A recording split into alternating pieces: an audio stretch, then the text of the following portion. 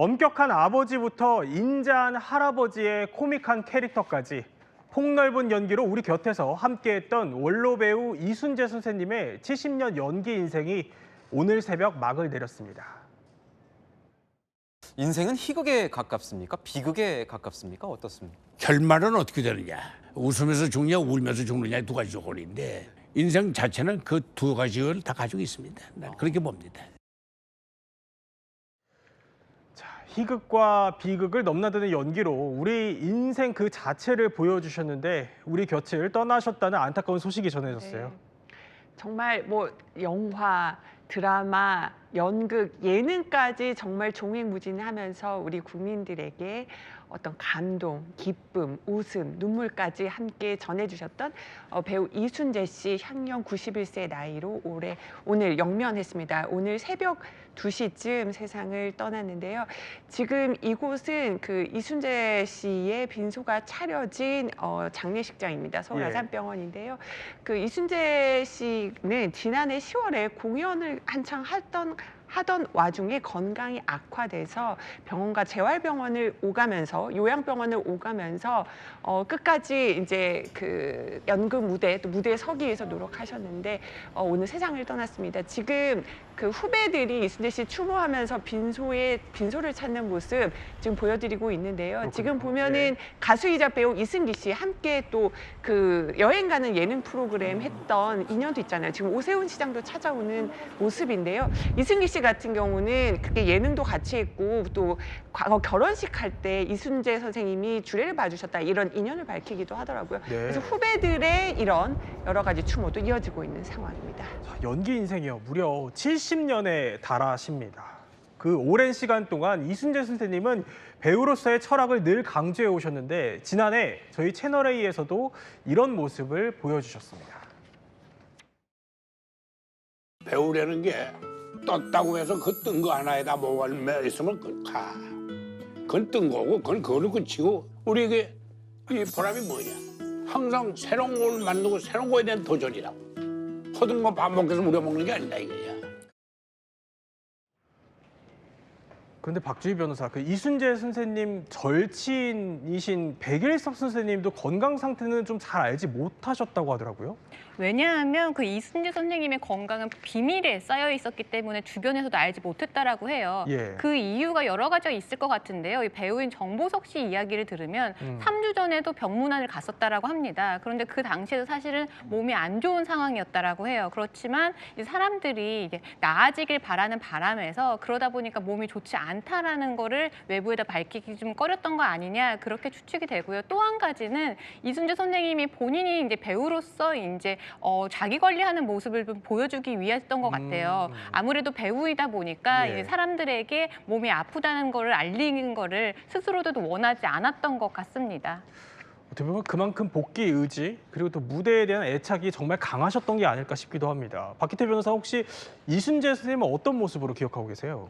제가 기억하고 있는 제일 모습은 역시 가부장 같은 모습이었습니다. 이산에서 이제 영주 굉장히 무서운 역할 하셨던 거랑 허준에서 유이태 굉장히 무서운 역할 하셨던 거 이런 일들로 사실은 기억에 남는데 이 사실 제가 찾아보니까 56년부터 이제 연기를 시작을 하셨더라고요. 그리고 굉장히 가벼운 어떤 코믹한 역할, 대바리 아버지 같은 그런 역할부터 어려운 역할까지 굉장히 많이 하셨던 걸로 알려져 있는데 진짜 뭐든지 할 수 있는 천의 얼굴을 가진 배우지 않았나 이렇게 기억하고 있습니다. 어떻게 기억하세요? 지금 보면은 가부장적인 모습, 그러니까 무서운 할아버지나 가부장적인 예. 모습 보이다가 갑자기 야동순재로 변신을 하셨어요. 코믹한 거침없이. 캐릭터셨죠. 코믹한 캐릭터고 친구들한테 야동 보는 거 들켜서 도망가는 장면 저도 잊을 수가 없는데요. 조금 전에 저희가 보여드렸지만 이순재 씨가 2023년에 저희 그 뉴스에 출연해서 김윤수 앵커와 인터뷰할 때도 사실은 작가가 설득을 하는데 내가 야동순재 못하겠다고 했다. 그러셨군요. 왜냐하면 네. 배우가 너무 난처할 것 같더라 했는데 작가가 계속 용기를 줘서 한번 도전하게 됐다. 그래서 뭔가 가부장적인 할아버지, 아버지에서 이렇게 또 코믹한 모습으로도 변신하는 모습에서 또 도전의 박수를 보내고 싶었습니다. 사실 이렇게 이순재 선생님을 어떤 하나의 캐릭터 아니면 한 작품으로 좀 규정하기 어려운 건요. 그만큼 워낙 다작에 또 쉼없이 달려오셨기 때문일 겁니다. 무대 위에서 오랜 기간 늘 단단한 모습을 보여주셨지만 그 이면에 또 숨겨진 이런 아픔도 털어놓으셨습니다. 우리 아버지 돌아가시는 날이. 돌아가셨는데 이날 뭐냐면 우리가 야외 촬영을 춘천 가서 해야 돼. 이 춘천 가서 치고받고 오는 걸 안 찍으면 안 되겠어. 그때만 해도 이제 내 아우가 생존하고 있었으니까 대신 안천 가서 찍고 갔다고. 하다가 연극을 하는데 우리 어머님이 돌아가셨어요. 내가 출연해야 될 차례야. 물론 그 답을 개수했었어. 근데 관객은 나하고 약속이 돼 있다고. 그럼 그분들을 위해서 내가 출연하려고 해. 그때 내 아우가 먼저 세상 간 다음이라고. 할 수 없이 어머님 미안합니다. 자, 70년 연기 인생 현역으로는 이제 최고령 배우로 또 활동을 해오셨는데 그 일평생을 보면 이게 도전의 역사라고 해도 과언이 아니라고요. 네, 맞습니다. 연기자라는 것 자체가 매번 새로운 배역을 맡다 보니까 그 자체로도 사실 도전이라고 볼 수가 있는데 예. 이 이순재 선생님은 연기자로서의 도전뿐만 아니라 인생 전체에서 끊임없이 도전하는 모습을 보여서 저희에게 좀 가르침을 주고 계시는데요. 일단 그 50대에 국회의원 출마를 합니다. 이 네. 당시는 이미 연기자로서 유명세라든지 인정을 받은 상황이었는데 이 연기자를 떠나서 좀 다른 길로 도전을 하셨던 거고요. 또 70대, 아까 잠깐 말씀해 주셨지만 70대에 첫 시트콤 연기에 시도를 합니다. 이전까지는 사실은 정극이라든지 사극이라든지 이런 곳에서 사실은 엄격하고 진지한 모습을 이제 위주로 많이 보여주셨는데 그렇죠. 70대에 시트콤에 처음 출연해서 슬랩스틱 코미디를 보여줘서 야동순재라는 이제 별명을 얻어서 젊은 층의 팬들도 많이 이제 생겨났고요. 그 다음에 이제 80대에는요, 네. 무려 그 최고령 리어왕에 출연했습니다. 연극이었는데요. 이때시군요. 네, 200분이 넘는 시간의 연극을 힘없이 출연을 해서 정말 보는 사람으로 하여금 정말 이 감탄을 할 수밖에 없는 상황이었고요. 또 연극 배우로서 출연하는 것뿐만 아니라 실제로 또 본인이 연극 연출가로서도 활동을 하셨어요. 그래서 본인이 연출하는 것마다 사실은 관객몰이가 있어서 방탄대학로의 방탄노년단이라는 이제 별명을 얻기도 했었습니다. 그리고 이제 80대 이렇게 연극을 하시고 나서 작년이죠. 작년에 90대에 KBS에서 최고령 연기대상을 수상을 하셨습니다. 그렇군요. 이게 보통 나이가 많으시면 공로상을 받으시는데 이 연기자로서 연기대상을 받았다라는 거는 후배 연기자들한테 많은 교훈을 남긴 것으로 알려졌습니다. 특히 이 박주희 변호사가 설명해준 최고령의 나이로 도전했던 연극 작품 리어왕이요. 이게 반세기가 넘는 연기 인생에서도 이순재 선생님이 가장 좀 어려웠던 작품으로 꼽는 무대였습니다. 왜냐하면 무려 3시간이 넘는 작품을 통째로 외워서 무대에 올라야 했기 때문이죠. 그 3시간 20분의 섹스피어의 작품인데 과연 무슨 의도로 이 작품을 썼는가 하는 걸 사실 눈여겨봤어요. 대사들이 짧은 대사들이 전부 긴 대사입니다. 왜냐하면 독백이니까 은유적이고 비유적이고 이런 것들 대사들의 수식이니까 그런 걸 제대로 표현하려니까 그렇게 쉽지는 않았다 하는 얘기입니다. 자, 이렇게 모든 연기 인생이 후배들의 본보기였고 또 후배들에게는 아낌없는 칭찬과 쓴소리를 주셨던 거장이셨는데 자, 그럼 후배들이 기억하는 이순재 선생님의 모습은 어땠을까요? 들어보시죠.